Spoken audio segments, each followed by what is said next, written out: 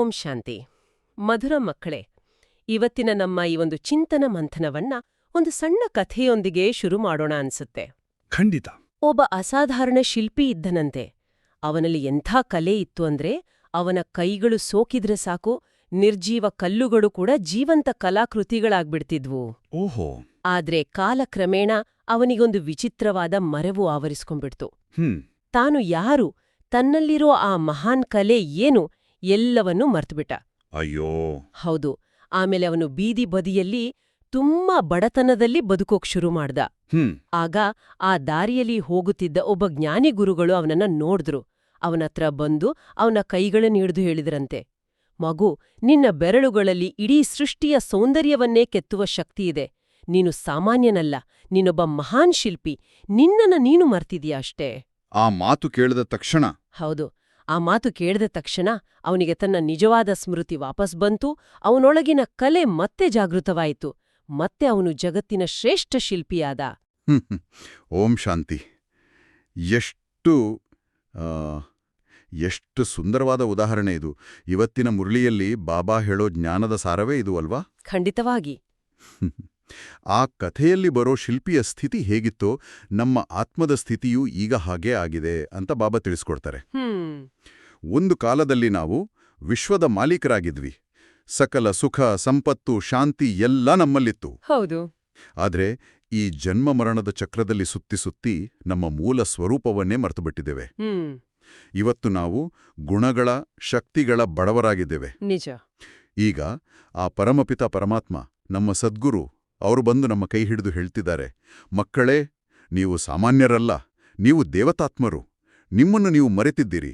ಈಗ ನಿಮ್ಮ ಏರುವ ಕಲೆಯ ಸಮಯ ಬಂದಿದೆ ಅಂತ ನೆನಪಿಸ್ತಿದ್ದಾರೆ. ಹೌದು, ಏರುವ ಕಲೆ.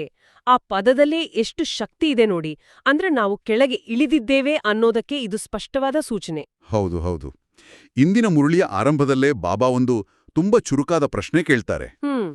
ತಂದೆಯ ಯಾವ ಬಿರುದನ್ನು ಶ್ರೀಕೃಷ್ಣನಿಗೆ ಕೊಡಲು ಸಾಧ್ಯವಿಲ್ಲ? ಸರಿ, ಇದು ನೋಡೋಕೆ ಒಂದು ಸರಳ ಪ್ರಶ್ನೆ ಅನ್ಸುತ್ತೆ. ಆದ್ರೆ ಇದರೊಳಗೆ ನಮ್ಮ ಸಂಪೂರ್ಣ 5,000 ವರ್ಷಗಳ ಇತಿಹಾಸದ ರಹಸ್ಯನೇ ಅಡಗಿದೆ. ಖಂಡಿತ. ಈ ಒಂದು ಪ್ರಶ್ನೆಯನ್ನು ನಾವು ಸರಿಯಾಗಿ ಅರ್ಥ ಮಾಡಿಕೊಂಡ್ರೆ ನಾವ್ಯಾರು, ನಮ್ಮ ಸ್ಥಿತಿ ಈಗ ಹೀಗೇಕೆ ಇದೆ, ಮತ್ತೆ ನಮ್ಮ ಮುಂದಿನ ಗುರಿ ಏನು ಅನ್ನೋದು ಪೂರ್ತಿ ಸ್ಪಷ್ಟವಾಗುತ್ತೆ. ಹೌದು. ಆ ಪ್ರಶ್ನೆಗೆ ಉತ್ತರ ಬಡವರ ಬಂಧು. ಬಡವರ ಬಂಧು. ಹೌದು. ಪರಮಾತ್ಮನ ಬಿರುದು ಬಡವರ ಬಂಧು. ಈ ಬಿರುದನ್ನ ಸತ್ಯಯುಗದ ಮೊದಲ ರಾಜಕುಮಾರ ಶ್ರೀಕೃಷ್ಣನಿಗೆ ಯಾಕೆ ಕೊಡಕ್ಕಾಗಲ್ಲ? ಯಾಕಂದ್ರೆ ಅವರ ರಾಜ್ಯದಲ್ಲಿ ಬಡವರೇ ಇರಲಿಲ್ಲ. ಎಕ್ಸಾಕ್ಟ್ಲಿ. ಉತ್ತರ ತುಂಬಾ ತಾರ್ಕಿಕವಾಗಿದೆ. ಶ್ರೀಕೃಷ್ಣನ ಜನ್ಮ ಆಗೋದೇ ಸ್ವರ್ಗದಲ್ಲಿ, ಸತ್ಯಯುಗದಲ್ಲಿ. ಆ ಯುಗದಲ್ಲಿ ಬಡತನ ಅನ್ನೋ ಶಬ್ದಕ್ಕೆ ಅರ್ಥ ಇರಲ್ಲ. ಅಲ್ಲಿ ಪ್ರತಿಯೊಬ್ಬರೂ ಸಂಪದ್ಭರಿತರಾಗಿರ್ತಾರೆ, ಸುಖವಾಗಿರ್ತಾರೆ, ಶಾಂತಿಯಿಂದಿರ್ತಾರೆ. ಹೌದು. ದುಃಖದ ಹೆಸರೇ ಇಲ್ಲದಿರುವಾಗ ಬಡತನದ ಮಾತು ಎಲ್ಲಿಂದ ಬರುತ್ತೆ? ಬಡವರೇ ಇಲ್ಲದ ಜಾಗದಲ್ಲಿ ಅವ್ರಿಗೆ ಬಂಧುವಾಗಿ ಬರೋಕೆ ಹೇಗ್ ಸಾಧ್ಯ ಅಲ್ವಾ? ಸರಿ ಸರಿ. ಅದಕ್ಕಾಗಿಯೇ ಈ ಬಿರುದು ಶ್ರೀಕೃಷ್ಣನಿಗೆ ಸರಿ ಹೊಂದುವುದಿಲ್ಲ. ಅದ್ಭುತವಾದ ವಿವರಣೆ. ಅಂದ್ರೆ ಬಡವರ ಬಂಧು ಅನ್ನೋ ಬಿರುದು ಸಾರ್ಥಕ ಆಗ್ಬೇಕಂದ್ರೆ ಜಗತ್ತಿನಲ್ಲಿ ಬಡತನ ಇರಬೇಕು. ಹೌದು. ಮತ್ತು ಶಿವತಂದೆಯವರು ಬರುವುದೇ ಕಲಿಯುಗದ ಅಂತ್ಯದಲ್ಲಿ. ಆಗ ಇಡೀ ಜಗತ್ತು, ವಿಶೇಷವಾಗಿ ಭಾರತ, ಪ್ರತಿಯೊಂದು ರೀತಿಯಲ್ಲೂ ಬಡತನದ ಪರಮಾವಧಿಯನ್ನ ತಲುಪಿರುತ್ತೆ. ಇಲ್ಲಿ ಬಾಬಾ ಹೇಳೋ ಬಡತನ ಅಂದ್ರೆ ಕೇವಲ ಹಣಕಾಸಿನದಲ್ಲ ಅಲ್ವಾ? ಖಂಡಿತ ಅಲ್ಲ.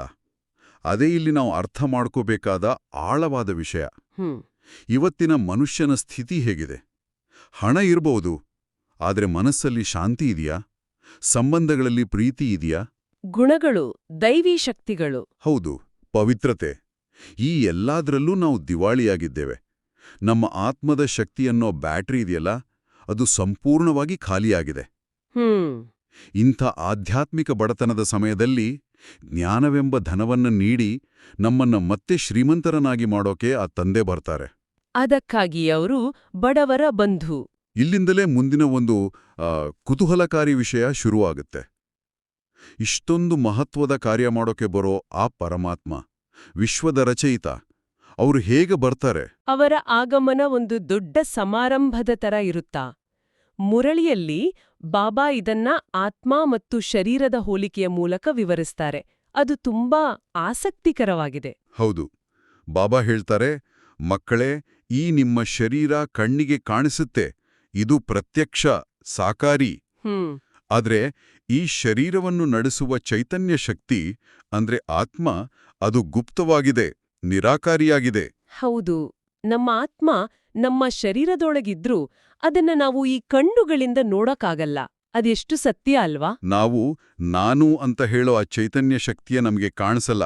ಇದೇ ಹೋಲಿಕೆಯನ್ನ ಪರಮಾತ್ಮನ ಆಗಮನಕ್ಕೆ ಜೋಡಿಸೋದು ನಿಜಕ್ಕೂ ಒಂದು ಅಹಾ ಅನ್ನೋ ಕ್ಷಣ. ಹೌದು, ಹೇಗೆ ಆತ್ಮ ಈ ಶರೀರದಲ್ಲಿ ಗುಪ್ತವಾಗಿದೆಯೋ ಹಾಗೆಯೇ ಪರಮಾತ್ಮನ ಆಗಮನ ಕೂಡ ಅತ್ಯಂತ ಗುಪ್ತವಾಗಿರುತ್ತೆ. ಯಾವುದೇ ಆಡಂಬರ, ಪ್ರಚಾರ ಏನೂ ಇರಲ್ಲ. ಪವಾಡಗಳಿಲ್ಲದೆ ಒಂದು ಸಾಧಾರಣ ಮನುಷ್ಯನ ಶರೀರವನ್ನ ಆಧಾರವಾಗಿ ತಗೊಂಡು ಬರ್ತಾರೆ. ಅವರ ಈ ರೀತಿ ಬರೋದನ್ನ ಜಗತ್ತು ಗುರುತಿಸೋದೇ ಇಲ್ಲ. ಇದನ್ನ ಅರ್ಥ ಮಾಡ್ಕೋಬೇಕಂದ್ರೆ ಜ್ಞಾನದ ಮೂರನೇ ಕಣ್ಣು ಬೇಕು. ದಿವ್ಯ ಬುದ್ಧಿ ಬೇಕು. ದಿವ್ಯ ಬುದ್ಧಿ ಬೇಕು.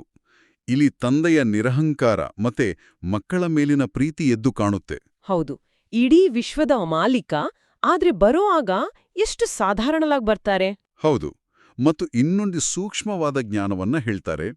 ನಾನು ಈ ಶರೀರದಲ್ಲಿ ಬಂದರೂ ನನ್ನ ಹೆಸರು ಎಂದಿಗೂ ಶಿವನೇ ಆಗಿರುತ್ತೆ, ಅದು ಬದಲಾಗಲ್ಲ. ಓ, ಆದ್ರೆ ನಾನು ಪ್ರವೇಶಿಸುವ ಈ ತನುವಿನ ಅಂದ್ರೆ ಬ್ರಹ್ಮರವರ ಶರೀರದ ಹೆಸರು ಬದಲಾಗುತ್ತೆ. ಅಂದ್ರೆ ಪರಮಾತ್ಮನ ವ್ಯಕ್ತಿತ್ವ ಶಾಶ್ವತ. ಅವರು ಆಶ್ರಯಿಸುವ ಶರೀರ ತಾತ್ಕಾಲಿಕ. ಈ ವ್ಯತ್ಯಾಸವನ್ನ ತಿಳಿಯೋದೇ ಜ್ಞಾನ. ಹೌದು. ಈ ಜ್ಞಾನ ಸಿಕ್ಕಾಗ ನಮಗೆ ನಮ್ಮ ಸಂಪೂರ್ಣ 5,000 ವರ್ಷಗಳ ಕಥೆ ನೆನ್ಪಿಗೆ ಬರುತ್ತೆ.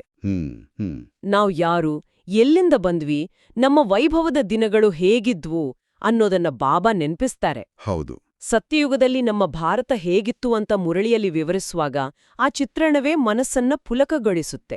ಖಂಡಿತ. ಅದನ್ನ ನೆನಪಿಸ್ಕೊಂಡ್ರೆ ಮೈ ರೋಮಾಂಚನ ಆಗುತ್ತೆ. ಸತ್ಯಯುಗದಲ್ಲಿ ಭಾರತವೇ ಸ್ವರ್ಗವಾಗಿತ್ತು. ಬಾಬಾ ಹೇಳುವಾಗೆ ಅಲ್ಲಿನ ಅರಮನೆಗಳ ಗೋಡೆಗಳು ಚಿನ್ನದಿಂದಲೇ ಮಾಡಲ್ಪಟ್ಟಿತ್ತು. ವಜ್ರ ವೈಡೂರ್ಯಗಳನ್ನ ಅಲಂಕಾರಕ್ಕಾಗಿ ಗೋಡೆಗಳಲ್ಲಿ ಹೂತಿದ್ರು. ಹೌದು. ಆಗಿನ ಕಾಲದ ಸೋಮನಾಥ ಮಂದಿರದ ಉದಾಹರಣೆ ಕೊಡ್ತಾರೆ. ಅದರಲ್ಲಿ ಎಷ್ಟೊಂದು ಸಂಪತ್ತಿತ್ತು. ಆಮೇಲೆ ವಿದೇಶಿ ಆಕ್ರಮಣಕಾರರು ಬಂದು ಅದನ್ನ ಹೇಗೆ ಲೂಟಿ ಮಾಡಿದ್ರು ಅಂತಾನೂ ನೆನಪಿಸ್ತಾರೆ. ಹೌದು. ಆ ಯುಗದಲ್ಲಿ ಜಗತ್ತಿನಲ್ಲಿ ಒಂದೇ ಒಂದು ಧರ್ಮವಿತ್ತು. ಅದೇ ದೇವಿ ದೇವತಾ ಧರ್ಮ. ಎಲ್ಲರೂ ಸಂಪೂರ್ಣ ಸುಖಿ, ಸಂಪೂರ್ಣ ನಿರೋಗಿ. ಪ್ರಕೃತಿ ಕೂಡ ನಮ್ಮ ದಾಸಿಯಾಗಿತ್ತು. ಹೌದು. ಅಕಾಲ ಮೃತ್ಯು ಇರ್ಲಿಲ್ಲ, ದುಃಖದ ಹೆಸರೇ ಇರ್ಲಿಲ್ಲ. ಕೇಳೋದಕ್ಕೆ ಎಷ್ಟು ಚೆನ್ನಾಗಿದೆ. ಆದ್ರೆ ಸಹಜವಾಗಿ ಒಂದು ಪ್ರಶ್ನೆ ಬರುತ್ತೆ. ಬಾಬಾ ಕೂಡ ಮುರಳಿಯಲ್ಲಿ ಅದೇ ಪ್ರಶ್ನೆಯನ್ನ ಕೇಳ್ತಾರೆ. ಹಾಗಾದ್ರೆ ಆ ಸಂಪದ್ಭರಿತ ಸಾಹುಕಾರಿ ರಾಜ ಎಲ್ಲಿಗೋಯ್ತು? ಆ ಸ್ವರ್ಗ ಏನಾಯ್ತು? ಇದರ ಉತ್ತರ ಇವತ್ತು ಜಗತ್ತಿನಲ್ಲಿ ಯಾರಿಗೂ ತಿಳಿದಿಲ್ಲ. ದೊಡ್ಡ ದೊಡ್ಡ ಋಷಿಮುನಿಗಳು ಕೂಡ ನೇತಿ. ಅಂದ್ರೆ ನಮ್ಗೆ ತಿಳಿದಿಲ್ಲ ಅಂತ ಕೈಚೆಲ್ಲಿದ್ದಾರೆ. ಹೌದು.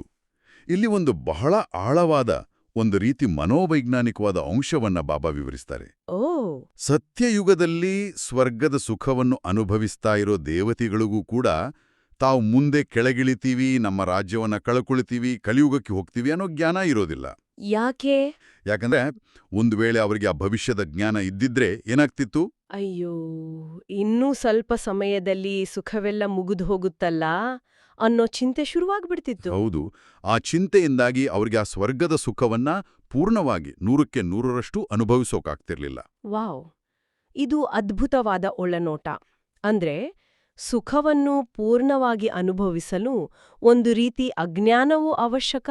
ಹೌದು. ಆದ್ರೆ ಈಗ ಕಲಿಯುಗದ ಕೊನೆಯಲ್ಲಿರೋ ನಮಗೆ ಆ ಚಿಂತೆ ಇದೆ. ಆದ್ರೆ ಬಾಬಾ ಹೇಳ್ತಾರೆ, ಇದು ವ್ಯರ್ಥ ಚಿಂತೆಯಲ್ಲ, ಇದು ಶ್ರೇಷ್ಠ ಚಿಂತನೆ. ಹೌದು. ನಾವು ಅಷ್ಟು ಶ್ರೇಷ್ಠರಾಗಿದ್ವಿ, ಈಗ ಇಷ್ಟು ಕೆಳಗಿಳಿದಿದ್ದೇವೆ, ಮತ್ತೆ ಆ ಸತೋಪ್ರಧಾನ ಅಂದ್ರೆ ಸಂಪೂರ್ಣ ಪವಿತ್ರ ಶಕ್ತಿಶಾಲಿ ಸ್ಥಿತಿಯನ್ನ ತಲುಪೋದು ಹೇಗೆ ಅನ್ನೋ ಚಿಂತನೆ. ಇದು ನಮ್ಮ 84 ಜನ್ಮಗಳ ಏಣಿ ಇಳಿದು ಬಂದ ಕಥೆ. ಹೌದು. ಈಗ ತಂದೆ ಸಿಕ್ಕಿರೋದ್ರಿಂದ ನಾವು ಮತ್ತೆ ಏರುವ ಕಲೆಯಲ್ಲಿದ್ದೇವೆ. ಈ ಏರುವ ಪಯಣದಲ್ಲಿ ನಮ್ಮನ್ನ ಸ್ಥಿರಮಾಗಿಡೋಕೆ, ಧೈರ್ಯ ತುಂಬೋಕೆ ಬಾಬಾ ಒಂದು ಮಹಾನ್ ಜ್ಞಾನವನ್ನ ನೀಡ್ತಾರೆ. ಅದೇ ಡ್ರಾಮಾದ ಜ್ಞಾನ. ಹೌದು. ಅಂದ್ರೆ ಈ ಸೃಷ್ಟಿ ಒಂದು ಮಾಡಲ್ಪಟ್ಟ ಪೂರ್ವನಿಶ್ಚಿತವಾದ ನಾಟಕ. ಇದರಲ್ಲಿ ಪ್ರತಿಯೊಂದು ದೃಶ್ಯವೂ ಮೊದಲೇ ನಿಗದಿಯಾಗಿದೆ. ಒಂದು ಸೂಜಿಯ ಮೊನೆಯಷ್ಟು ಕೂಡ ವ್ಯತ್ಯಾಸ ಆಗೋಕೆ ಸಾಧ್ಯವಿಲ್ಲ. ಹೌದು. 5,000 ವರ್ಷಗಳ ಹಿಂದೆ ಏನಾಗಿತ್ತೋ ಅದೇ ನಿಖರವಾಗಿ ಪುನರಾವರ್ತನೆಯಾಗ್ತಿದೆ. ಈ ತಿಳುವಳಿಕೆ ನಮ್ಮ ಜೀವನ ದೃಷ್ಟಿಯನ್ನೇ ಬದಲಾಯಿಸುತ್ತೆ. ಖಂಡಿತ. ನಮ್ಮ ಜೀವನದಲ್ಲಿ ಏನೇ ಕಷ್ಟಗಳು, ಸವಾಲುಗಳು ಬಂದಾಗ ನನ್ನ ಜೊತೆಯೇ ಹೀಗೇ ಕಾಯ್ತು. ಭವಿಷ್ಯದಲ್ಲಿ ಏನಾಗುವುದೋ ಅನ್ನೋ ಭಯ, ಚಿಂತೆ. ಹೌದು, ಅದರಿಂದ ನಾವು ಒದ್ದಾಡ್ತೀವಿ. ಆದರೆ ಯಾವಾಗ ಇದು ಪೂರ್ವ ನಿಶ್ಚಿತ ನಾಟಕ ಅಂತ ಅರ್ಥ ಆಗುತ್ತೋ ಆಗ ನಾವು ಸಾಕ್ಷಿಯಾಗಿ ನೋಡಕ್ ಕಲಿತೀವಿ. ಬಾಬಾ ಲೌಕಿಕ ನಾಟಕ ಅಂದ್ರೆ ಹದ್ದಿನ ನಾಟಕ ಮತ್ತು ಈ ಅನಂತ ನಾಟಕ ಅಂದ್ರೆ ಬೇಹದ್ದಿನ ನಾಟಕ ಇವೆರಡರ ನಡುವೆನ ವ್ಯತ್ಯಾಸವನ್ನು ತಿಳಿಸ್ತಾರೆ. ಲೌಕಿಕ ನಾಟಕಗಳು ಕೆಲವು ಗಂಟೆಗಳಲ್ಲಿ ಮುಗಿಯುತ್ತೆ. ಆದ್ರೆ ಇದು 5000 ವರ್ಷಗಳ ಚಕ್ರ, ಪುನರಾವರ್ತನೆಯಾಗುವ ಅನಂತ ನಾಟಕ. ಈ ಜ್ಞಾನ ನಮ್ಮನ್ನು ಚಿಂತೆಗಳಿಂದ ಮುಕ್ತಗೊಳಿಸುತ್ತೆ. ಆದ್ರೆ ಇದು ನಮ್ಮನ್ನು ಅಕರ್ಮಣ್ಯರನ್ನಾಗಿ ಮಾಡೋದಿಲ್ಲ. ಖಂಡಿತ ಇಲ್ಲ. ಬದಲಾಗಿ ಈ ನಾಟಕದಲ್ಲಿ ನನ್ನ ಪಾತ್ರ ಶ್ರೇಷ್ಠವಾಗಿರಬೇಕು ಅನ್ನೋ ಜವಾಬ್ದಾರಿಯನ್ನ ಕೊಡುತ್ತೆ. ಅದಕ್ಕಾಗಿಯೇ ನಾಟಕದ ಜ್ಞಾನದ ಜೊತೆಗೆ ತಂದೆಯು ನಮಗೆ ರಾಜಯೋಗದ ಶಿಕ್ಷಣವನ್ನ ನೀಡ್ತಿದ್ದಾರೆ. ಇದು ಒಂದು ಓದು. ಹೌದು, ಇದೊಂದು ಓದು. ಈ ಓದಿನಿಂದ, ಈ ಅಭ್ಯಾಸದಿಂದ ನಾವು ಭವಿಷ್ಯದ 21 ಜನ್ಮಗಳಿಗಾಗಿ ನಮ್ಮ ಆಸ್ತಿಯನ್ನ ಸಂಪಾದನೆ ಮಾಡ್ತೀವಿ. ನರನಿಂದ ನಾರಾಯಣ, ನಾರಿಯಿಂದ ಲಕ್ಷ್ಮಿಯಾಗುವ ಪದವಿಯನ್ನ ಪಡಿತೀವಿ. ಈ ಜ್ಞಾನ ಇಲ್ಲದ ಕಾರಣದಿಂದಲೇ ಭಕ್ತಿ ಮಾರ್ಗದಲ್ಲಿ ಎಷ್ಟೊಂದು ಕನ್ಫ್ಯೂಷನ್ಗಳಿವೆ. ಹೌದು, ಜನರು ಶಿವಜಯಂತಿಯನ್ನ ಬಹಳ ವಿಜೃಂಭಣೆಯಿಂದ ಆಚರಿಸ್ತಾರೆ. ಆದ್ರೆ ಶಿವತಂದೆ ಯಾವಾಗ ಬಂದ್ರು, ಹೇಗೆ ಬಂದು ಏನ್ ಮಾಡಿದ್ರು ಅನ್ನೋ ನಿಖರವಾದ ಜ್ಞಾನ ಯಾರಿಗಳಿಲ್ಲ. ಶಿವಲಿಂಗದ ದೊಡ್ಡ ದೊಡ್ಡ ಮಂದಿರಗಳನ್ನ ಕಟ್ತಾರೆ, ಆದ್ರೆ ಆ ಜ್ಯೋತಿರ್ಬಿಂದು ಸ್ವರೂಪದ ನಿಜವಾದ ಪರಿಚಯವೇ ಇಲ್ಲ. ಅಷ್ಟೇ ಅಲ್ಲ, ಯುಗದ ಲೆಕ್ಕಾಚಾರದಲ್ಲೂ ದೊಡ್ಡ ತಪ್ಪು ಮಾಡಿದ್ದಾರೆ. ಹೌದು, 5000 ವರ್ಷಗಳ ಈ ಸಣ್ಣ ಕಲ್ಪವನ್ನ ಲಕ್ಷಾಂತರ ವರ್ಷಗಳೆಂದು ಹೇಳ್ಬಿಟ್ಟಿದ್ದಾರೆ. ಹೌದು. ಬಾಬಾ ತರ್ಕಬದ್ಧವಾಗಿ ಪ್ರಶ್ನೆ ಕೇಳ್ತಾರೆ, ಒಂದು ವೇಳೆ ಕಲಿಯುಗದ ಆಯುಸ್ಸು ಲಕ್ಷಾಂತರ ವರ್ಷ ಆಗಿದ್ರೆ ಇಷ್ಟು ಸಮಯದಲ್ಲಿ ಜಗತ್ತಿನ ಜನಸಂಖ್ಯೆ ಎಷ್ಟಾಗ್ಬೇಕಿತ್ತು? ಈ ಭೂಮಿ ಮೇಲೆ ನಿಲ್ಲೋಕೂ ಜಾಗ ಇರ್ತಿರ್ಲಿಲ್ಲ ಅಂತ. ಈ ರೀತಿ ತರ್ಕಬದ್ಧವಾದ ಲೆಕ್ಕಾಚಾರ ಕೊಟ್ಟಾಗ ಹೊಸದಾಗಿ ಕೇಳೋರಿಗೂ ಕೂಡ ಹೌದಲ್ಲ, ಈ ಮಾತಲ್ಲಿ ಸತ್ಯ ಇದೆ, ನಾವಿದನ್ನ ಯಾವತ್ತೂ ಹೀಗೆ ಯೋಚನೆ ಮಾಡಿರ್ಲಿಲ್ಲ ಅಂತ ಅನ್ಸುತ್ತೆ. ಹೌದು. ಯಾರು ಮೂಲತಃ ದೇವೀದೇವತಾ ಧರ್ಮದ ಆತ್ಮಗಳಿರ್ತಾರೋ ಅವರ ಬುದ್ಧಿ ಈ ಜ್ಞಾನವನ್ನ ತಕ್ಷಣ ಒಪ್ಪಿಕೊಳ್ಳುತ್ತೆ. ಹಾಗಾದ್ರೆ ಇವತ್ತಿನ ನಮ್ಮ ಈ ಆಳವಾದ ಚರ್ಚೆಯ ಸಾರಾಂಶವನ್ನ ನೋಡೋದಾದ್ರೆ ಹಲವಾರು ಮುಖ್ಯ ಅಂಶಗಳು ನಮ್ಗೆ ಸಿಕ್ಕಿವೆ. ಮೊದಲನೇದಾಗಿ, ಪರಮಾತ್ಮನ ನಿಜವಾದ ಬಿರುದು ಬಡವರ ಬಂಧು. ಯಾಕಂದ್ರೆ ಅವರು ಆಧ್ಯಾತ್ಮಿಕವಾಗಿ ಬಡವರಾದ ನಮ್ಮನ್ನ ಜ್ಞಾನಧನದಿಂದ ಶ್ರೀಮಂತರನ್ನಾಗಿಸಲು ಕಲಿಯುಗದ ಕೊನೆಯಲ್ಲಿ ಬರ್ತಾರೆ. ಸರಿ. ಎರಡನೇದಾಗಿ, ಅವರ ಆಗಮನ ಅತ್ಯಂತ ಗುಪ್ತವಾಗಿರುತ್ತೆ. ಮೂರನೇದಾಗಿ, ನಮ್ಮ ವೈಭವದ ಸ್ವರ್ಗದ ಸ್ಥಿತಿಯನ್ನ ನೆನಪಿಸಿ ನಾವು ಮತ್ತೆ ಆ ಸ್ಥಿತಿಯನ್ನ ತಲುಪಬಹುದು ಅನ್ನೋ ಭರವಸೆ ಕೊಡ್ತಾರೆ. ಹೌದು. ಮತ್ತು ಕೊನೆಯದಾಗಿ, ಈ ಸೃಷ್ಟಿ ಒಂದು ನಿಶ್ಚಿತ ನಾಟಕ ಅನ್ನೋ ಜ್ಞಾನವನ್ನ ನೀಡಿ ನಮ್ಮನ್ನ ಎಲ್ಲಾ ಚಿಂತೆಗಳಿಂದ ಮುಕ್ತಗೊಳಿಸ್ತಾರೆ. ಹೌದು. ಈಗ ನಮ್ಮ ಒಂದೇ ಒಂದು ಕರ್ತವ್ಯ ಅಥವಾ ಪುರುಷಾರ್ಥ ಅಂದ್ರೆ ತಂದೆಯ ಶ್ರೀಮತದಂತೆ ನಡೆದು ರಾಜಯೋಗದ ಅಭ್ಯಾಸದಿಂದ ನಮ್ಮ ಆತ್ಮದ ಬ್ಯಾಟರಿಯನ್ನ ಮತ್ತೆ ಸಂಪೂರ್ಣವಾಗಿ ಚಾರ್ಜ್ ಮಾಡ್ಕೊಂಡು ಸತೋಪ್ರಧಾನಲಾಗೋದು. ಬಹಳ ಚೆನ್ನಾಗಿ ಇವತ್ತಿನ ವಿಷಯವನ್ನ ನಾವಿಬ್ರೂ ಮಂಥನ ಮಾಡಿದ್ದೇವೆ. ಈ ಚರ್ಚೆಯನ್ನ ಮುಗಿಸೋ ಮುಂಚೆ ಕೇಳುಗರನ್ನ ಚಿಂತನೆಗೆ ಹಚ್ಚೋ ಒಂದು ಪ್ರಶ್ನೆಯನ್ನ ಬಿಟ್ಟು ಹೋಗೋಣವೇ? ಖಂಡಿತ. ಮುರಳಿಯಲ್ಲಿ ಬಾಬಾ ಹೇಳ್ತಾರೆ, ಸತ್ಯಯುಗದಲ್ಲಿ ದೇವತೆಗಳಿಗೆ ಈ ಸೃಷ್ಟಿಚಕ್ರದ ಜ್ಞಾನ ಇರೋದಿಲ್ಲ. ಅವರು ಕೇವಲ ಸುಖವನ್ನ ಅನುಭವಿಸ್ತಾರೆ. ನಾವೀಗ ಸಂಗಮಯುಗದಲ್ಲಿ ಈ ಜ್ಞಾನವನ್ನ ಪಡೆದು ತಂದೆಯ ನೆನಪಿನಲ್ಲಿ ಪುರುಷಾರ್ಥ ಮಾಡಿ ದೇವತೆಗಳಾಗ್ತೀವಿ. ಹಾಗಾದ್ರೆ ನಿಮ್ಮ ಪ್ರಕಾರ ಯಾವುದು ಹೆಚ್ಚು ಶ್ರೇಷ್ಠವಾದ ಸ್ಥಿತಿ? ಇದು ಬಹಳ ಆಳವಾದ ಪ್ರಶ್ನೆ. ಜ್ಞಾನವನ್ನ ತಿಳಿದು ಪರಮಾತ್ಮನ ಜೊತೆಯಿದ್ದು ಕಷ್ಟಪಟ್ಟು ಪುರುಷಾರ್ಥ ಮಾಡುವ ಈ ಸಂಗಮಯುಗದ ಜೀವನ ಶ್ರೇಷ್ಠವೋ, ಅಥವಾ ಆ ಜ್ಞಾನವೇ ಇಲ್ಲದೆ ಕೇವಲ ಅದರ ಫಲವಾದ ಸುಖವನ್ನ ಅನುಭವಿಸುವ ಸತ್ಯಯುಗದ ಜೀವನ ಶ್ರೇಷ್ಠವೋ? ಈ ಚಿಂತನೆ ನಮ್ಮೆಲ್ಲರ ಪುರುಷಾರ್ಥಕ್ಕೆ ಮತ್ತಷ್ಟು ವೇಗವನ್ನ ನೀಡಲಿ. ಧಾರಣೆಯ ಮೊದಲ ಅಂಶ ಹೀಗಿದೆ: ಡ್ರಾಮಾದ ಆದಿ ಮಧ್ಯ ಅಂತ್ಯದ ಜ್ಞಾನವನ್ನು ಬುದ್ಧಿಯಲ್ಲಿಟ್ಕೊಳ್ತಾ ಎಲ್ಲಾ ಚಿಂತೆಗಳನ್ನು ಬಿಟ್ಟುಬಿಡಬೇಕಾಗಿದೆ. ಒಂದು ಸತೋಪ್ರಧಾನರಾಗುವ ಚಿಂತೆಯನ್ನಿಟ್ಕೊಳ್ಳಬೇಕಾಗಿದೆ. ಇದು ಕೇಳೋಕೆ ಸರಳ ಅನಿಸಿದ್ರೂ ಜೀವನದಲ್ಲಿ ಇದನ್ನ ತರೋದು ಅಷ್ಟೊಂದು ಸುಲಭ ಅನ್ಸಲ್ಲ ಅಲ್ವಾ? ಯಾಕೆಂದ್ರೆ ಚಿಂತೆ ಮಾಡೋದು ನಮ್ಮ ಮನಸ್ಸಿನ ಒಂಥರ ಡಿಫಾಲ್ಟ್ ಸೆಟ್ಟಿಂಗ್ ಥರ ಆಗ್ಬಿಟ್ಟಿದೆ. ಹೌದು, ನೀವು ಹೇಳಿದ್ದು ಬಹಳ ಸರಿ. ಇದು ಕೇವಲ ಒಂದು ಆಧ್ಯಾತ್ಮಿಕ ಸಲಹೆ ಮಾತ್ರ ಅಲ್ಲ, ಇದರ ಹಿಂದೆ ಒಂದು ಆಳವಾದ ಮನೋವೈಜ್ಞಾನಿಕ ಸತ್ಯ ಇದೆ. ಓಹೋ. ಆಧುನಿಕ ಚಿಕಿತ್ಸಾ ಪದ್ಧತಿಗಳಲ್ಲಿ ಇದನ್ನ ಕಾಗ್ನಿಟಿವ್ ರೀಫ್ರೇಮಿಂಗ್ ಅಂತಾರೆ. ಅಂದ್ರೆ ನೀವು ಒಂದು ನಕಾರಾತ್ಮಕ ಯೋಚನೆಯನ್ನ ಸುಮ್ಮನೆ ನಿಲ್ಸೋಕ್ಕಾಗಲ್ಲ. ಹೌದು, ಅದು ಇನ್ನೂ ಜಾಸ್ತಿ ಬರುತ್ತೆ. ಕರೆಕ್ಟ್. ಅದರ ಬದಲಿಗೆ ಇನ್ನೊಂದು ಶಕ್ತಿಶಾಲಿ ಸಕಾರಾತ್ಮಕ ಯೋಚನೆಯನ್ನ ಇಡಬೇಕು. ಬಾಬಾ ನಮಗೆ ಅದೇ ಅತ್ಯುನ್ನತವಾದ ಯೋಚನೆಯನ್ನ ಕೊಡ್ತಿದ್ದಾರೆ. ನಾನು ಸತೋಪ್ರಧಾನನಾಗುವುದೇ ಹೇಗೆ? ವಾವ್! ಇದು ಚಿಂತೆಯನ್ನ ದಮನ ಮಾಡೋದಲ್ಲ, ಬದಲಾಗಿ ನಮ್ಮ ಚಿಂತೆಯ ಗುಣಮಟ್ಟವನ್ನೇ ಉನ್ನತೀಕರಿಸುವುದು. ಅಂದ್ರೆ ಚಿಂತೆಗಳ ಜೊತೆ ಜಗಳವಾಡುವ ಬದಲು ಅವುಗಳ ದಿಕ್ಕನ್ನೇ ಬದಲಾಯಿಸೋದು. ಆದ್ರೆ ಒಂದು ಪ್ರಶ್ನೆ. ಕೇಳಿ. ಜೀವನದಲ್ಲಿ ಒಂದು ದೊಡ್ಡ ಸಮಸ್ಯೆ ಬಂದಾಗ, ಉದಾಹರಣೆಗೆ ಆರ್ಥಿಕ ಸಂಕಷ್ಟ ಇರಬಹುದು ಅಥವಾ ಸಂಬಂಧಗಳಲ್ಲಿ ಬಿರುಕು ಬಂದಾಗ, ಆ ಕ್ಷಣದಲ್ಲಿ ನಾನು ಸತೋಪ್ರಧಾನನಾಗಬೇಕು ಅನ್ನೋ ಯೋಚನೆ ತಕ್ಷಣಕ್ಕೆ ಬರೋದಿಲ್ಲವಲ್ಲ? ನಿಜ. ಆಗ ಬುದ್ಧಿ ಡ್ರಾಮಾದ ಜ್ಞಾನವನ್ನ ಮರೆತು ಆ ಸಮಸ್ಯೆಯಲ್ಲೇ ಸಿಕ್ಕಾಕೊಳ್ಳುತ್ತೆ. ಆ ಸಮಯದಲ್ಲಿ ಈ ಜ್ಞಾನವನ್ನ ಸ್ಮೃತಿಗೆ ತರೋದು ಹೇಗೆ? ಇದು ತುಂಬಾ ಪ್ರಾಯೋಗಿಕವಾದ ಪ್ರಶ್ನೆ. ಅದಕ್ಕಾಗಿಯೇ ಅಭ್ಯಾಸ ಬೇಕಿರೋದು. ಆರಂಭದಲ್ಲಿ ಸಮಸ್ಯೆ ಬಂದಾಗ ತಕ್ಷಣ ರಿಯಾಕ್ಟ್ ಮಾಡೋ ಬದಲು ಒಂದು ಕ್ಷಣದ ಒಂದು ಪಾಸ್ ತಗೋಬೇಕು. ಒಂದು ವಿರಾಮ. ಹೌದು. ಆ ಒಂದು ಕ್ಷಣದಲ್ಲಿ ನಾನು ಯಾರು, ಈ ದೃಶ್ಯದಲ್ಲಿ ನನ್ನ ಪಾತ್ರವೇನು ಅಂತ ಸ್ವಯಂ ಪ್ರಶ್ನೆ ಹಾಕ್ಕೊಳ್ಬೇಕು. ಆಗ ನಮ್ಗೆ ನಾನೊಬ್ಬ ನಟ, ಈ ದೃಶ್ಯ ಡ್ರಾಮಾದ ಒಂದು ಭಾಗ ಅನ್ನೋ ಅರಿವು ಬರುತ್ತೆ. ಆಗ ನಮ್ಮ ಬುದ್ಧಿ ಸಮಸ್ಯೆಯನ್ನ ಹೊರಬಂದು ಪರಿಹಾರದ ಕಡೆಗೆ ಗಮನ ಕೊಡುತ್ತೆ. ಸತೋಪ್ರಧಾನನಾಗುವ ಚಿಂತೆ ಅಂದ್ರೆ ಈ ಪರಿಸ್ಥಿತಿಯಲ್ಲಿ ಒಬ್ಬ ಸತೋಪ್ರಧಾನ ಆತ್ಮ ಹೇಗೆ ಪ್ರತಿಕ್ರಿಯಿಸ್ತಿದ್ದ ಅಂತ ಯೋಚಿಸೋದು. ಇದು ನಮ್ಮ ಪ್ರತಿಕ್ರಿಯೆಯ ಗುಣಮಟ್ಟವನ್ನೇ ಬದಲಾಯಿಸುತ್ತೆ. ಅದ್ಭುತ!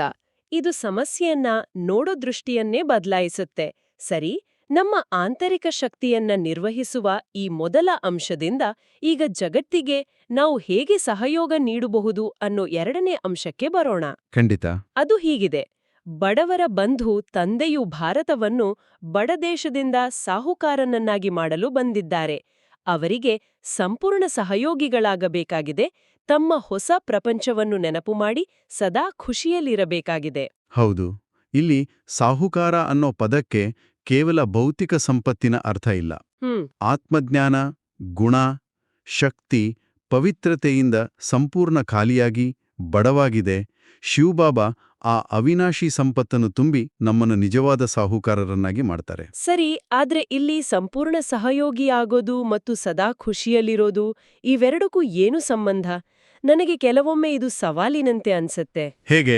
ಯಾವುದೋ ಒಂದು ಕೆಟ್ಟ ದಿನದಲ್ಲಿ ಮನಸ್ಸಿಗೆ ಸರಿಯಿಲ್ಲದಿದ್ದಾಗ ಖುಷಿಯಾಗಿರಲು ಪ್ರಯತ್ನಿಸೋದು ಒಂದು ರೀತಿ ನಟನೆ ಮಾಡಿದ ಹಾಗೆ, ಪ್ರಾಮಾಣಿಕ ಅಲ್ಲದ ಹಾಗೆ ಅನ್ಸತ್ತೆ. ಆ ಸ್ಥಿತಿಯಲ್ಲಿ ನಾವು ಬಾಬಾರವರಿಗೆ ಹೇಗೆ ಸಹಯೋಗ ನೀಡೋಕೆ ಸಾಧ್ಯ? ಇದು ಬಹಳಷ್ಟು ಜನರ ಅನುಭವ. ಇಲ್ಲಿ ಬಾಬಾ ಹೇಳ್ತಿರೋ ಖುಷಿ ಅಂದ್ರೆ ಹೊರಗಿನ ಪರಿಸ್ಥಿತಿಗಳಿಂದ ಬರುವ ತಾತ್ಕಾಲಿಕ ಸುಖ ಅಲ್ಲ. ಓಕೆ. ಇದು ಜ್ಞಾನದಿಂದ ಹುಟ್ಟುವ ಆಂತರಿಕ ಸ್ಥಿರತೆ ಮತ್ತು ನಿಶ್ಚಯ. ಏನೇ ಆಗ್ಲಿ, ಕಲ್ಪದ ಕೊನೆಯಲ್ಲಿ ಎಲ್ಲವೂ ಶ್ರೇಷ್ಠವಾಗಿಯೇ ಆಗುತ್ತೆ, ಮತ್ತೆ ನಾನು ನನ್ನ ಸತ್ಯಯುಗಿ ರಾಜ್ಯವನ್ನ ಪಡಿತೀನಿ ಅನ್ನೋ ನಿಶ್ಚಯ, ಬುದ್ಧಿಯಿಂದ ಬರುವ ಸ್ಥಾಯಿ ಖುಷಿ. ಅಂದ್ರೆ ಇದೊಂದು ನಂಬಿಕೆ. ಹೌದು, ಇದು ನಟನೆ ಅಲ್ಲ. ಇದು ನಮ್ಮ ಭವಿಷ್ಯದ ಸತ್ಯದ ಮೇಲೆ ನಾವು ಇಟ್ಟಿರೋ ನಂಬಿಕೆ. ನೀವೊಂದು ದೊಡ್ಡ ಪರೀಕ್ಷೆಗೆ ತಯಾರಿ ಮಾಡ್ತಿರ್ಬೇಕಾದ್ರೆ ದಾರಿಯಲ್ಲಿ ಕಷ್ಟಗಳಿದ್ರೂ ನಾನು ಖಂಡಿತ ಪಾಸಾಗ್ತೇನೆ ಅನ್ನೋ ಭರವಸೆ ನಿಮ್ಮನ್ನು ಮುಂದೆ ನಡೆಸುತ್ತಲ್ವೇ? ಹೌದು, ಹೌದು. ಹಾಗೇ ಇದು. ನಮ್ಮ ಖುಷಿಯೇ ನಮ್ಮ ಸ್ಥಿತಿಯ ಪ್ರಮಾಣಪತ್ರ. ಅಂದ್ರೆ ನಮ್ಮ ಸ್ಥಿತಿಯೇ ಒಂದು ಮೂಕ ಸೇವೆ. ನಾವು ಖುಷಿಯಾಗಿದ್ರೆ ನಮ್ಮ ಪ್ರಕಂಪನಗಳು ವಾಯುಮಂಡಲವನ್ನ ಶುದ್ಧೀಕರಿಸುತ್ತವೆ. ಅದ್ಭುತವಾಗಿ ಹೇಳಿದ್ರಿ. ಇದು ನಾವು ಬಾಬಾವರ ಕಾರ್ಯಕ್ಕೆ ನೀಡುವ ಅತ್ಯಂತ ದೊಡ್ಡ ಸಹಯೋಗ. ಸರಿ, ಧಾರಣೆಯ ಈ ಎರಡು ಅಂಶಗಳು ನಮ್ಮ ಪ್ರಜ್ಞಾಪೂರ್ವಕ ಪುರುಷಾರ್ಥವನ್ನ ತೋರಿಸುತ್ತವೆ. ಈಗ ಈ ಪುರುಷಾರ್ಥದ ಫಲವಾಗಿ ಸಿಗೋ ಸ್ಥಿತಿಯನ್ನ ಇಂದಿನ ವರದಾನದಲ್ಲಿ ನೋಡ್ಬೋದು ಅನ್ಸುತ್ತೆ. ಖಂಡಿತ. ಧಾರಣೆಯು ಬೇರು ಹಾಕೋ ಕೆಲ್ಸ ಆದ್ರೆ ವರದಾನವೂ ಅದರಿಂದ ಅರಳೋ ಹೂವು. ಇಂದಿನ ವರದಾನ: ಹೃದಯದಲ್ಲಿ ಸದಾ ಒಬ್ಬ ರಾಮನನ್ನು ಇರಿಸಿಕೊಂಡು ಸತ್ಯಸೇವೆ ಮಾಡುವಂತಹ ಮಾಯಾಜೀತ್ ವಿಜಯೀಭವ. ಈ ವರದಾನದಲ್ಲಿ ಹನುಮಂತನ ಉದಾಹರಣೆ ಬಳಸಲಾಗಿದೆ.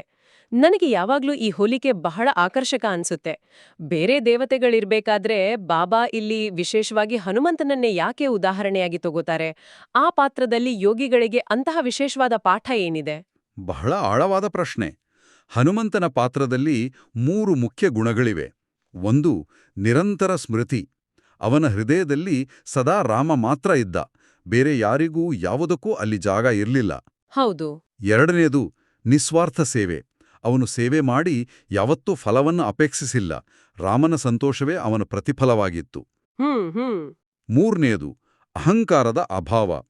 ಲಂಕೆಯನ್ನು ಸುಟ್ರೂ ಸಮುದ್ರವನ್ನ ದಾಟಿದ್ರೂ ನಾನ್ ಮಾಡದೆ ಅನ್ನೋ ಅಹಂಕಾರ ಅವನಲ್ಲಿರ್ಲಿಲ್ಲ. ಎಲ್ಲವೂ ರಾಮನ ಕಾರ್ಯ ಅನ್ನೋ ಭಾವ ಇತ್ತು.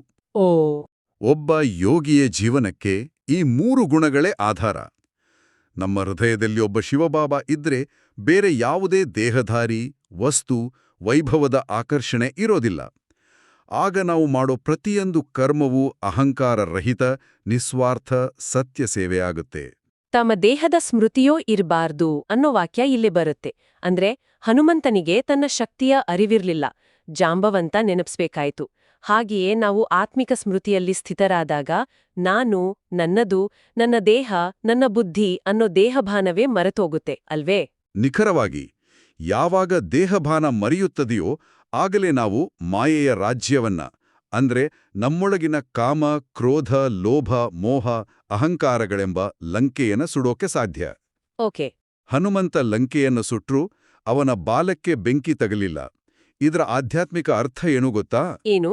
ನಾವು ವಿಕಾರಗಳ ಪ್ರಪಂಚದಲ್ಲಿ ಕರ್ಮ ಮಾಡ್ತೀವಿ, ಆದರೆ ಅವುಗಳ ಪ್ರಭಾವಕ್ಕೆ ಒಳಗಾಗೋದಿಲ್ಲ. ಇದೇ ಮಾಯಾ ಜೀತಸ್ಥಿತಿ. ಈ ವರದಾನವನ್ನ ಪ್ರತಿ ಕರ್ಮಕ್ಕೂ ಮುನ್ನ ಒಂದು ಕ್ಷಣ ಸ್ಮೃತಿ ಮಾಡ್ಕೊಂಡ್ರೆ ನಮ್ಮ ಕರ್ಮದ ಕ್ವಾಲಿಟಿಯೇ ಬದಲಾಗುತ್ತೆ. ಹಾಗಾದ್ರೆ ವರದಾನ ನಮ್ಗೆ ಗುರಿಯನ್ನ ತೋರಿಸ್ತಿದೆ, ನಮ್ಮ ಪುರುಷಾರ್ಥದ ಅಂತಿಮ ಸ್ಥಿತಿ ಹೇಗಿರ್ಬೇಕು ಅಂತ ಚಿತ್ರಿಸ್ತಿದೆ. ಈಗ ಆ ಸ್ಥಿತಿಯನ್ನ ತಲುಪೋ ವಿಧಾನ, ಅಂದ್ರೆ ಆ ಸಹಜ ಸ್ಥಿತಿಗೆ ಹೋಗೋ ದಾರಿಯನ್ನ ಇಂದಿನ ಸ್ಲೋಗನ್ ಹೇಳ್ತಿದೆ ಅಂತ ನನ್ಗನ್ಸಿತ್ತೆ. ಹೌದು, ನೀವು ನಮ್ಮ ಇಂದಿನ ಚರ್ಚೆಯ ಥೀಮನ್ನು ಸರಿಯಾಗಿ ಹಿಡಿದಿದ್ದೀರಿ.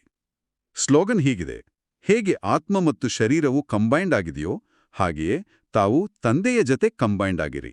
ಇದೊಂದು ಅದ್ಭುತ ಹೋಲಿಕೆ. ಆದ್ರೆ ಕಂಬೈಂಡ್ ಆಗಿರೋದು ಅಂದ್ರೆ ಏನೋ, ಇದು ನನಗೆ ಸ್ವಲ್ಪ ಅಮೂರ್ತವಾಗಿ ಕಾಣುತ್ತೆ. ಬಾಬಾವರನ್ನ ನೆನಪು ಮಾಡೋದು ಮತ್ತು ಬಾಬಾವರ ಜೊತೆ ಕಂಬೈಂಡ್ ಆಗಿರೋದು, ಇವೆರಡರ ನಡುವಿನ ವ್ಯತ್ಯಾಸ ಏನು? ನಾವು ನೆನಪು ಮಾಡುವಾಗಲೂ ಅವರ ಜೊತೆಗಿದ್ದೇವೆ ಅಂತಾನೆ ಭಾವಿಸ್ತೀವಲ್ಲ? ಇದು ಒಂದು ಅತ್ಯುತ್ತಮ ಪ್ರಶ್ನೆ. ನೋಡಿ, ನೆನಪು ಮಾಡೋದು ಒಂದು ಕ್ರಿಯೆ. ಅದಕ್ಕೆ ನಾವು ಸಮಯ, ಸ್ಥಳ ಮತ್ತೆ ಪ್ರಯತ್ನವನ್ನ ಹಾಕ್ತೀವಿ. ಆದರೆ ಕಂಬೈಂಡ್ ಆಗಿರೋದು ಒಂದು ಸ್ಥಿತಿ, ಅದೊಂದು ಅಸ್ತಿತ್ವ. ಉದಾಹರಣೆ ಕೊಡಿ. ಉದಾಹರಣೆಗೆ, ನೀವು ಶರೀರದ ಬಗ್ಗೆ ಪ್ರತ್ಯೇಕವಾಗಿ ಯೋಚಿಸೋದಿಲ್ಲ. ನಾನು ಮತ್ತೆ ನನ್ನ ಶರೀರ ಒಟ್ಟಾಗಿದ್ದೇವೆ ಅಂತ. ಅದು ಸಹಜ.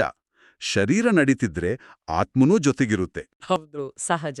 ಅದೇ ರೀತಿ ನಾನು ಮತ್ತು ನನ್ನ ಬಾಬಾ, ಇದು 2 ಬೇರೆ ಬೇರೆ ಅಸ್ತಿತ್ವಗಳಲ್ಲ. ಇದೊಂದು ಕಂಬೈನ್ಡ್ ಸ್ವರೂಪ. ನಾನು ಬಾಬಾರವರ ಶಕ್ತಿಯಿಂದಲೇ ಯೋಚಿಸ್ತಿದ್ದೀನಿ, ಮಾತಾಡ್ತಿದ್ದೀನಿ, ಕೆಲಸ ಮಾಡ್ತಿದ್ದೀನಿ ಅನ್ನೋ ನಿರಂತರ ಅರಿವು. ಇದನ್ನ ಇನ್ನೊಂದ್ ರೀತಿ ಹೇಳ್ಬಹುದಾ? ನಮ್ಮ ಮನಸ್ಸಿನಲ್ಲಿ ಸದಾ ಒಬ್ಬ ಅತ್ಯಂತ ಬುದ್ಧಿವಂತ, ಪ್ರೀತಿಯುಳ್ಳ ಸಹ ಪೈಲಟ್ ಇದ್ದಾಗೆ. ವಾವ್! ಯಾವುದೇ ನಿರ್ಧಾರ ತಗೊಳ್ಳೋ ಮೊದಲು ಅಥವಾ ಪ್ರತಿಕ್ರಿಯಿಸೋ ಮೊದಲು ನಾವು ಸಹಜವಾಗಿ ಅವರ ಸಲಹೆ ಪಡಿತೀವಿ. ಇದೇನಾ ಆ ಕಂಬೈನ್ಡ್ ಅನುಭವ? ಅತ್ಯುತ್ತಮ ಹೋಲಿಕೆ. ಅದೇ ಅನುಭವ. ಆಗ ಯಾದ್ ಮಾಡೋದು ಒಂದು ಕೆಲಸ ಆಗೋದಿಲ್ಲ, ಅದು ನಮ್ಮ ಸಹಜ ಸ್ವಭಾವ ಆಗುತ್ತೆ.